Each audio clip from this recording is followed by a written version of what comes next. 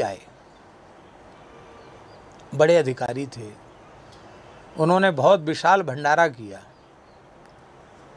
और भंडारे में कई प्रकार की मिठाई बनवाई। पचमेल मिठाई कहते हैं, 5 तरह की मिठाई थी और खीर, मालपुआ और 5 तरह की मिठाई। बहुत बढ़िया रसोई थी, बहुत बढ़िया। दक्षिणा भी खूब बटी। और वो तो भंडारा करके गए।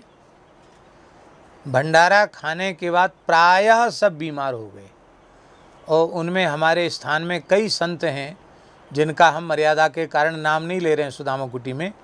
अच्छे भजनानंदी साधक संत, उन संतों को ऊटपटांग स्वप्न हुए। किसी को हत्या दिखाई पड़ी, किसी को खून खच्चर दिखाई पड़ा, किसी का थोड़ा मतलब पवित्रता नष्ट हुई। इस तरह से सबको, कोई बीमार पड़ गया बहुत ज़्यादा। अंत में ये पता लगाने पर यह पता लगा कि जिस अधिकारी ने भंडारा दिया था वो सब चोरी, बेईमानी का और घूस रिश्वतखोरी का, ऐसा ही कोई पुलिस विभाग का बड़ा अधिकारी था। उसका ऊटपटांग कोई काला धन था, उसी को उसने नष्ट किया। उसी ने उसको भंडारे में लगाया। तो भंडारे में लगाए तो जितने साधु थे, जिन्हें कोई साधक ही नहीं है, उनको तो कोई अंतर नहीं पड़ा, पर जो थोड़ा भी राम राम करते थे वो सब बीमार पड़े।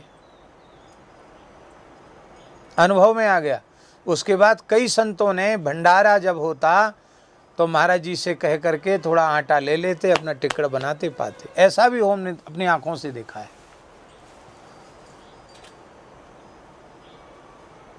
अपने यहाँ तो भगवत कृपा से हमने मलुक पीठ में ये बात रखी है कि कोई सेवा की भावना लेके आता, भंडारा करने आता, तो उसको स्पष्ट पूछ लेते हैं, भैया मरे गिरे का तो नहीं है, कोई ग्रह नक्षत्र उतारने तो नहीं है साधुओं पर, काम धंधा अच्छा है कि नहीं, राम जी की प्रसन्नता के लिए यदि आपकी इच्छा है तो करो, नहीं तो हमारे यहाँ जो ठाकुर जी को भोग लग रहा वही ठीक है। ये है बड़ा। इसलिए अन्याय पूर्वक जो कुछ आप कमाएंगे उसका दान करने का कोई पुण्य आपको मिलेगा नहीं। स्पष्ट लिखा है, मत्स्य पुराण का एक श्लोक है, प्रत्यक्षम हरते यस्तु पश्चात दानम प्रयच्छति सदाता नरकम याति यस्यार्था तस्य तत्फलम।